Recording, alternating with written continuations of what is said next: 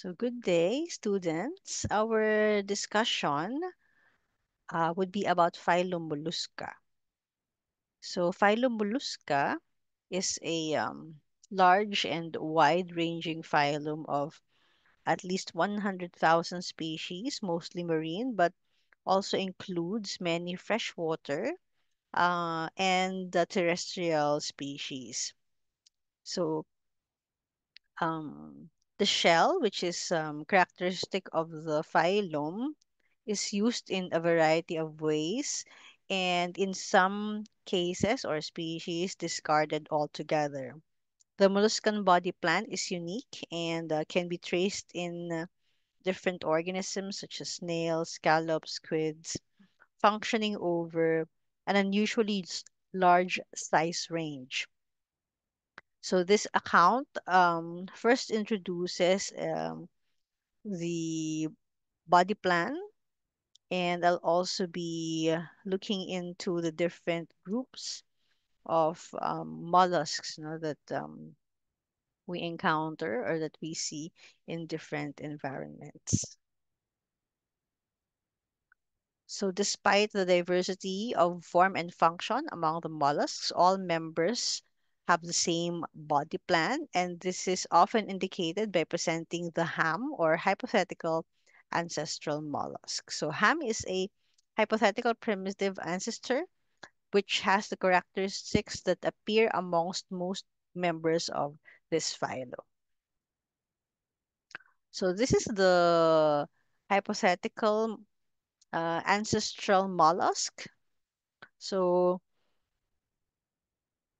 the internal organs, as you can see here, are found between the foot. This is the foot, a broad, flat, muscular organ that is adapted for locomotion and attachment. So it's the organs are found between this and this portion, the dorsal calcareous shell, secreted by an underlying epidermal covering, which we call the mantle. So the organs are between the foot and the mantle. So the organs together are what we call the visceral mass. So the mantle drapes over the visceral mass, and the space between the mantle and the visceral mass is called the mantle cavity.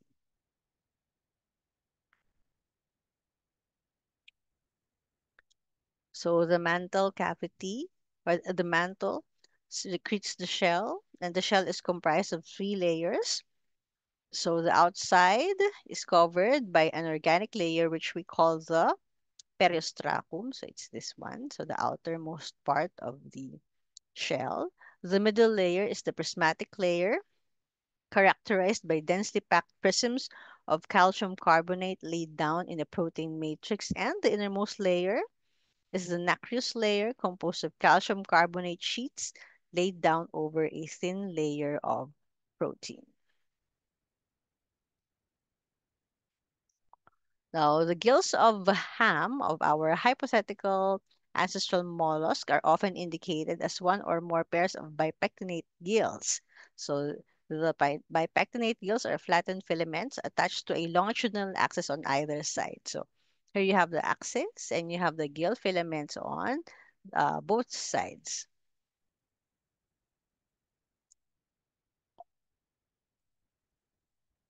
The mouth cavity of the ham possesses a specialized rasping structure or organ which we call the radula. Okay, so the radula sits on a cartilaginous structure, the odontophore. So the radula is attached to the odontophore, and the radula um, is able to uh, put into the mouth the food and bind the food with mucus, no, secreted by the salivary glands. Other characteristics of our hypothetical ancestral mollusk include a nervous system consisted of a nerve ring and two longitudinal nerve cords. Coelom is reduced. It has an open circulatory system. That means there are no blood vessels that contain the fluid that has your um, oxygen and other materials needed by the organs of the organism. The excretory organs are metanephridia, which means that this structure for excretion has inner ends open into a coelom via a nephrostome, and the waste leave the body via the nephridipore. Also, you have here, sorry,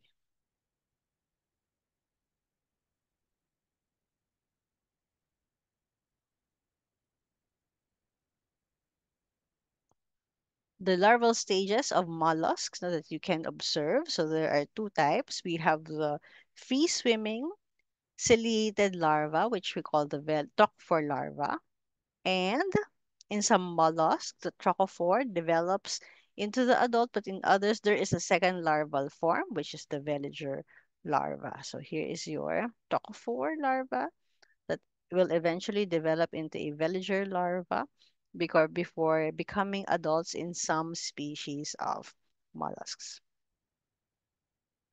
Okay, so how important are mollusks to us? So they serve as food and decoration to humans. Some are pests like shipworms, which burrow through wood, including docks and ships. There are some terrestrial snails and slugs, which damage garden plants. And mollusks also, as you have seen, in some life cycles of worms are serving as intermediate hosts. And then we have invasive species that are wreaking havoc to the ecosystem by displacing indigenous species. Let's look at the different groups of mollusks. So we have class Monoplacophora, which has organisms being very small, no, few centimeters in length. The dorsal surface of the organism is covered with a shield-shaped shell. The apex is with a slight anterior peak. What's um, unique here is that there is the serial repetition of body parts for this organism with one shell. So the ventral surface is not covered with shell anymore. It is flat with a mantle cavity in the form of two grooves located on either side of the foot. Monopectinate gills is what it has. So one side of the axis would have the gills. No? So this is an example of a monoplacophoran. We have Neopilina.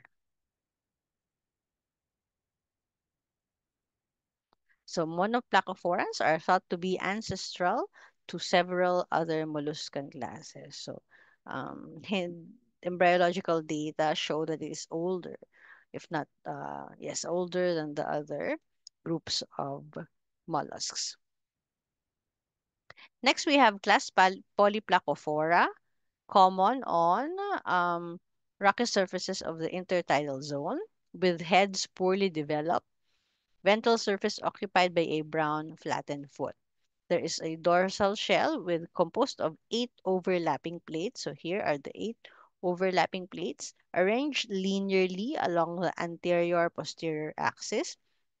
The lateral margins of the plates are overgrown to varying degrees by a girdle. Later in the top view, oh, here it is. Ano, later we can see the girdle.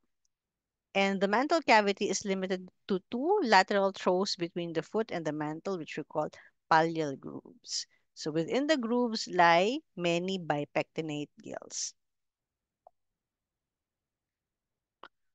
Okay. So next you have the group Plastopoda, the organisms with one shell, no, with a lot of torsion. So there are three evolutionary innovations which occurred among the gastropods. Changes in the shells, for example, increased development of the head, and the embryonic process of torsion are these innovations that allowed the proliferation of the gastropods. So for changes in the shell, we observe that the shell became higher as compared to mono and polyplacophorans. Higher and conical with a reduced aperture. So the ventral surface is reduced. The shell also became coiled.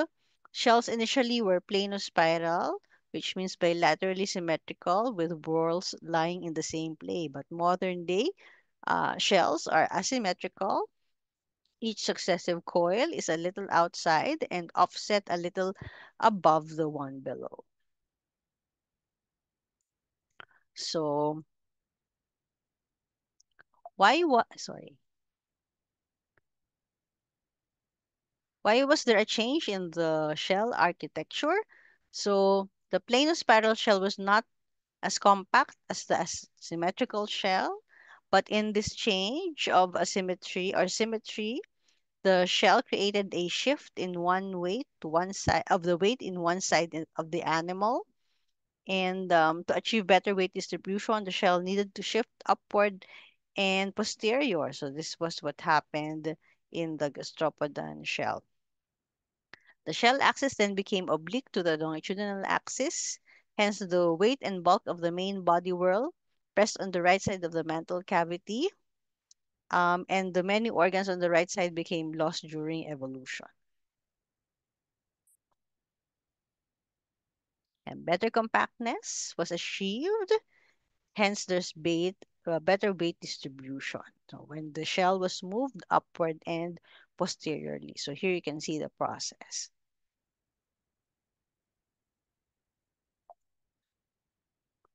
Now, gastropods have also an increase in the development of the head. You can see, for example, here, two pairs of tentacles and eye spots at the base of a pair. So this makes hunting or the gathering of food easier. Also, the last,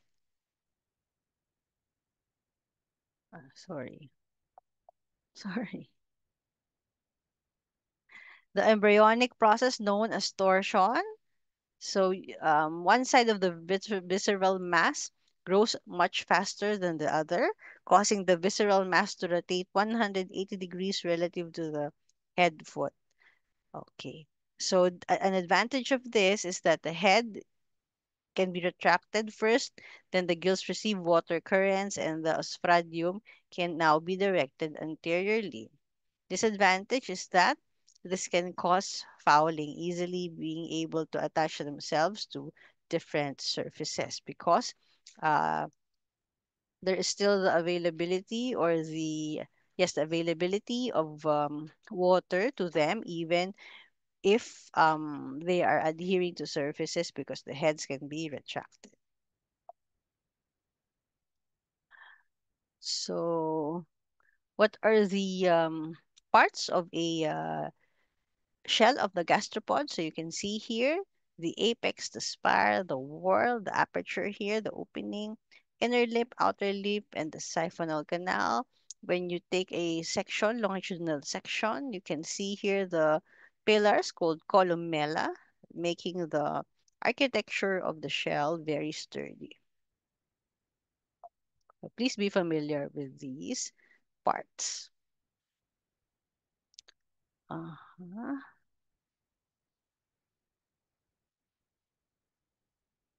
So many gastropods also have a hardened plate called operculum that closes this part of the shell. But not all species, but there are species with an operculum. So gastropods use their radula to scrape off food from surfaces of rocks. Some gastropods are active predators, and in these cases, the radula is often highly modified. For example, in oysters, they can be used as drills or they can be harpoons for venomous gastropods like this. Okay, respiration for aquatic gastropods are gills, the gills. For terrestrial gastropods, they use their vascularized mantle. Okay, the next class of mollusks are your bivalves. So you have two shells protecting the mantle, foot, and the visceral mass of the organism. The mantle tissue is indented in the anterior posterior margins with two centers of calcification because you have two shells. Shells are joined at the dorsal midline by a non-calcified protein ligament called hinge. So here is your hinge. No? Muscle here, and then the inner ligament, and then you have here your calcified shells. So bivalves are laterally compressed again, and their two shells are held together by a hinge ligament. What are the parts of a shell? The shell of a bivalve. So you have here the umbo of the shell. When you turn it on the other side, you can see the uh, scar for the adductor muscles here, and also the location of the siphons. So here's your incurrent and excurrent siphon for the entry and exit of food for the organism. So here is the hinge ligament and then the muscle, so that the adductor muscle. So when it's relaxed, it allows the two shells to open. When contracted, the shells close. Okay. So yeah, you can see here the incurrent and excurrent siphons where food come in, and they can also be used for jet propulsion or movement of the bivalve by ejecting water through the siphons so that the organism can move. This is an example of destructive bivalve. You have the shipworms that have teeth that act as wood rasps so that the bivalves can burrow through the wood. Zebra mussels are also heavy fowlers in areas where they are not living as indigenous species. So bivalves can use their foot, or they can create um, jet propulsion by clapping their shells together. Um, okay, so these are other characteristics of bivalves: U-shaped kidney. Yes, U-shaped kidney, three pairs of widely separated ganglia, statuses in the foot, osphagia in the mantle cavity, and pigment cells on the mantle. So food gets in via the incurrent siphon. Then mucous masses slides to food grooves. Um, Reproduction would be from the egg and sperm produced by bivalves having separate sexes, developing into trophophore, veliger, and the spat. Spat is the tiny bivalve stage. So here.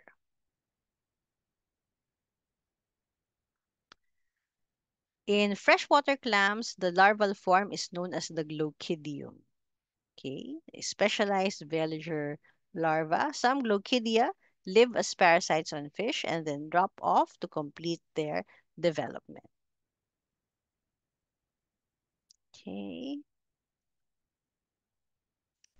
then so this is the how your bivalve looks like. So the inside, so you have the big foot here and the siphons here, then muscles, and then the gills here. Okay. So adaptive radiation in bivalves. So when we say adaptive radiation, we say or we refer to evolutionary diversification of the bivalves from a common ancestor to a variety of distinct forms because of their adaptation to different ecological niches. So there are some bivalves which are soft bottom burrowers, using siphons to get food in and remove water from which they got their food from. There are also bivalves which attach to substrates, for example, oysters, because mussels, for example, they have structures like basal threads that allow them to hold on or to fasten themselves to substrate. There are also bivalves that are unattached, but they are also surface dwellers, so they don't have basal threads to attach themselves to substrates, but they are capable of locomotion. For example, forcing a jet of water out of the mantle cavity to move around. And there are hard bottom burrowers that these can uh, these have special structures that allow them to burrow into hard surfaces such as rock, coral, and wood. So they have physical structures and chemical structures that allow them to break down these surfaces so that they can actually burrow. Um, Next, we have,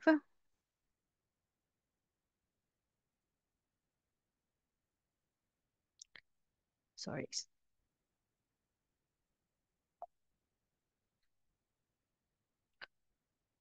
okay. Okay, next we have class Cephalopoda.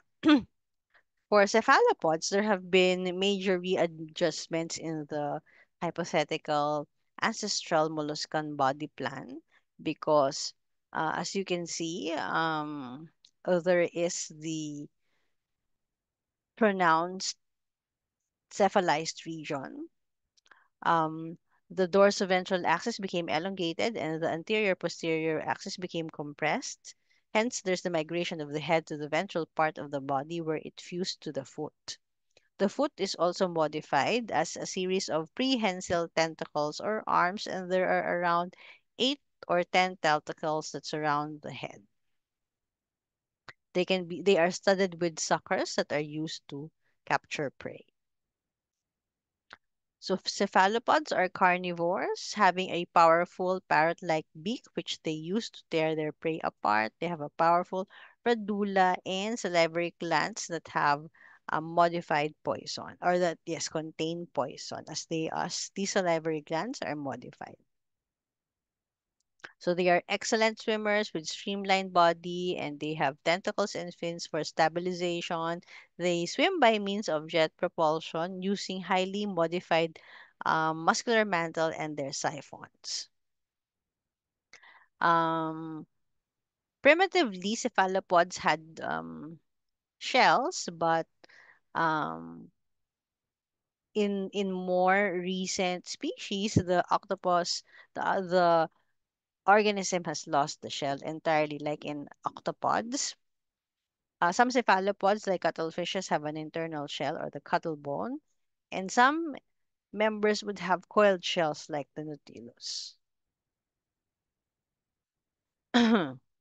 So they have ink sacs for protection. They have well-developed sense organs, including a camera-type eye. They have well-developed brains and show a remarkable capacity for learning. They have a closed circulatory system, unlike other mollusks. So they have blood vessels.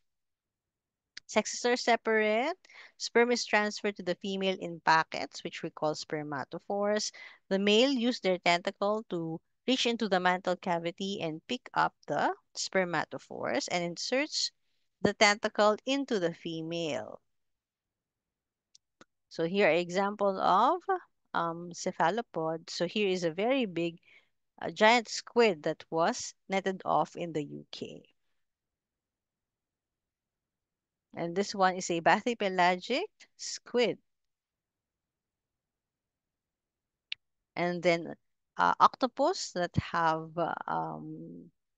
are able to mimic the environment so as to protect themselves from um, predators. And then the last group, we have the scaphopods, or what we call tusk shells. So you can see the organism produces shells that are conical and slightly curved to the side, with both ends being open. So the adult lives buried in sand or mud with the head here at the burrowed in the sand. And then the posterior end is the one sticking out into the water for exchange of water and waste expulsion. So gills have been lost, so the mantle tissue not only produces shell but also serves the function of the gills. It's the mantle, like what we find in terrestrial gastropods that act as the respiratory organ for the organism. The mantle is fused into a tube that surrounds the body of the animal, but it is open at both ends. So the scaphopods use their buried anterior portion to look for food. So the animal extends its muscular foot upward. So it's here, the foot. Expands a muscle disc that surrounds the far end of the foot and then spreads out and will serve as an anchor for the scaphopods to move or to pull against. So here you have the captacula. So you have these uh, structures that allow the acquisition of food. So this example, a genus for Scaphopoda is the Dentalium. Okay, so that's it for our different groups of um, mollusks. So the ones that you also find in the lab can be are of course part of the exam. The different um, species that we have there would also be, of course, a big part of the exam.